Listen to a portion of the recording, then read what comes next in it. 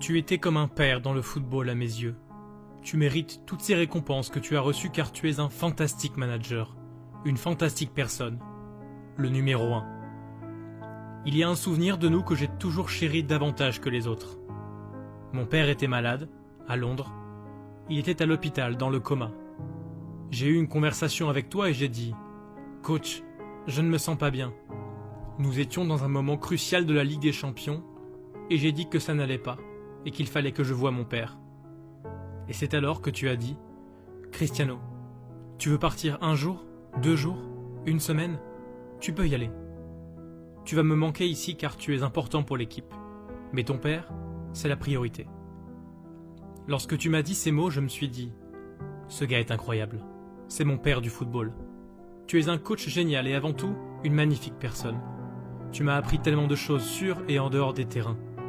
Je me souviens très précisément te voir, assis, à ton bureau. Tu travaillais sur ce qui n'avait pas fonctionné lors du dernier match et préparais l'entraînement afin de faire mieux lors de la prochaine rencontre. Tu étais toujours le premier arrivé au centre d'entraînement, mais aussi le dernier parti. C'est seulement en te voyant, jour après jour, que j'ai appris comment devenir un grand professionnel. Un autre souvenir si cher à mon cœur porte sur mon arrivée à Manchester United. J'avais 18 ans.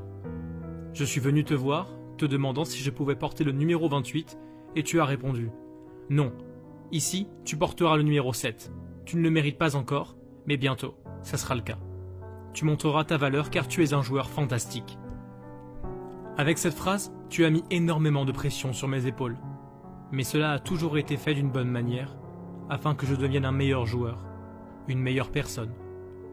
Ta motivation, ton désir de victoire sont autant de choses que tu m'as transmises. Voir ton visage devenir rouge frappant les chaises à coups de pied, les chaussures, les gourdes parce qu'on jouait mal, même si tu avais 64, 65 ou 67 ans. C'est incroyable. Comment pourrais-je ne pas être habité par cette envie de trophée avec un mentor tel que toi? Merci coach. Tu es un coach formidable, une personne formidable. Tu es et seras toujours le numéro 1. Merci.